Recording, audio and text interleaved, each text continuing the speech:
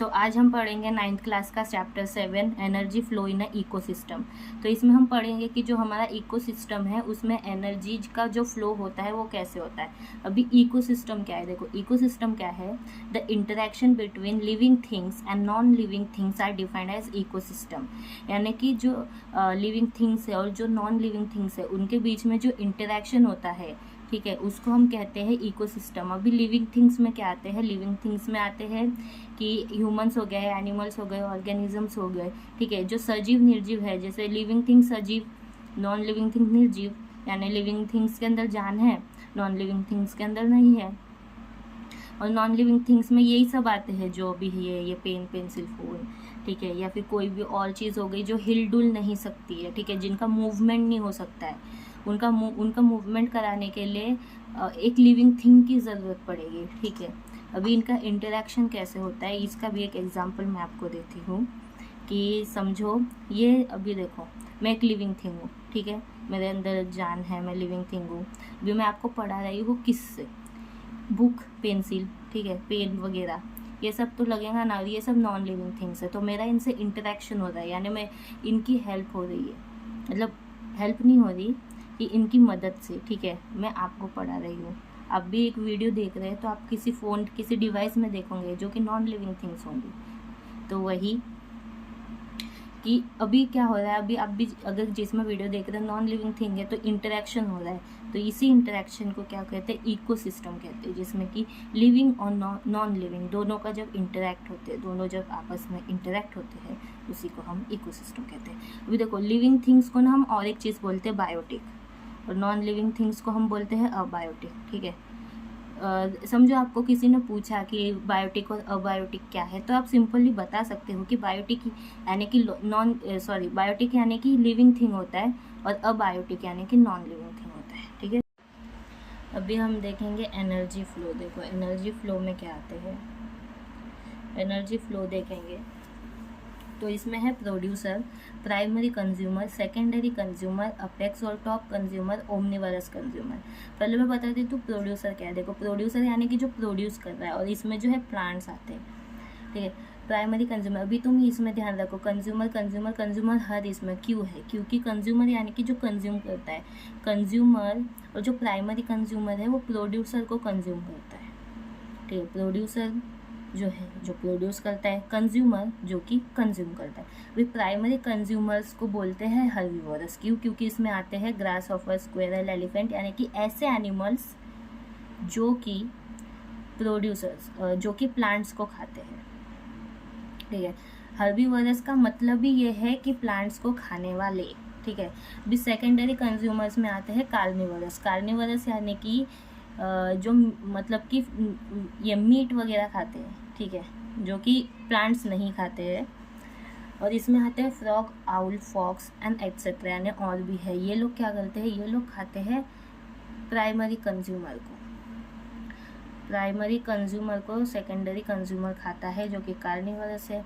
फिर आता है हमारा अपेक्स और टॉप कंज्यूमर, वो भी कार्निवरस है। क्यों, क्योंकि वो प्लांट्स नहीं खाता है, वो सेकेंडरी कंज्यूमर को खाता है। सेकेंडरी कंज्यूमर है एक एनिमल, ठीक है, जो एनिमल को खाते हैं। इसमें आता है टाइगर, लायन। अभी देखो ये याद रखना, अपेक्स और टॉप, टॉप यानी कि ऐसे एनिमल्स जो कि जिनको कोई नहीं मार सकता, कोई नहीं, ठीक है।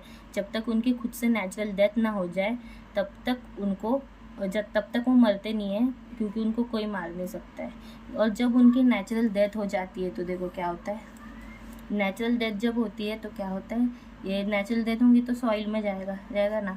सॉइल में क्या होते हैं, सॉइल में होते हैं माइक्रो ऑर्गेनिजम्स, ठीक है। सॉइल में होते हैं माइक्रो ऑर्गेनिज्म जो क्या करते हैं, डीकम्पोज करते हैं। डीकम्पोज जब ये हो जाते हैं तो वो भी वापस प्लांट्स हो जाते हैं, प्लांट्स बन जाते हैं इससे, जहाँ पे ये डीकम्पोज होता है, ठीक है।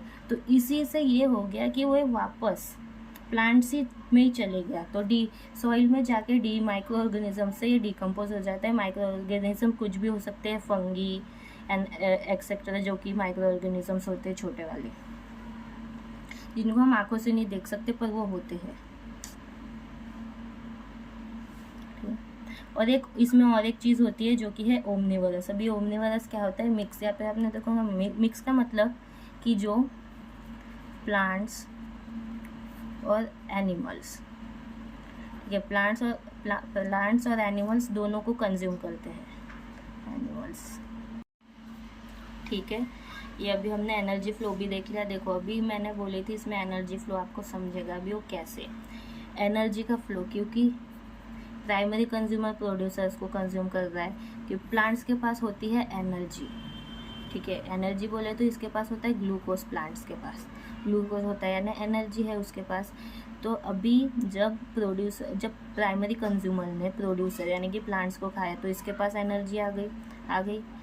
फिर सेकेंडरी कंज्यूमर खाएगा, इसके पास एनर्जी आ गई, ठीक है। फिर ये अपेक्स या फिर टॉप कंज्यूमर खाएगा, इसके पास एनर्जी आ गई ना। अभी एनर्जी आ गई तो जब ये खुद से नेचुरल इनकी डेथ होती है तो क्या सॉइल में जाके मिलते हैं माइक्रो ऑर्गेनिजम्स, सॉइल इसको डिकम्पोज करते हैं, यानी इनके को भी एनर्जी चाहिए ना। तो जब इनसे फिर इनको एनर्जी मिल गई माइक्रो ऑर्गेनिजम्स को, फिर ये डिकम्पोज होके प्लांट्स जब बने तो प्लांट्स को फिर एनर्जी मिल गई।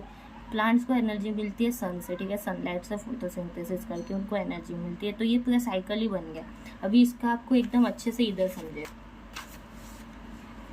ठीक है। अभी ये देखो ये प्लांट है, ठीक है। फोटोसिंथेसिस यानी सनलाइट से सनलाइट इसमें पड़ रही है जिसके कारण फोटोसिंथेसिस हो रहा है और फिर इसमें ग्लूकोज फॉर्म हो रहा है। तो फिर ग्रास हॉपर जो कि है हमारा प्राइमरी कंज्यूमर, इसने प्लांट खाया, ठीक है।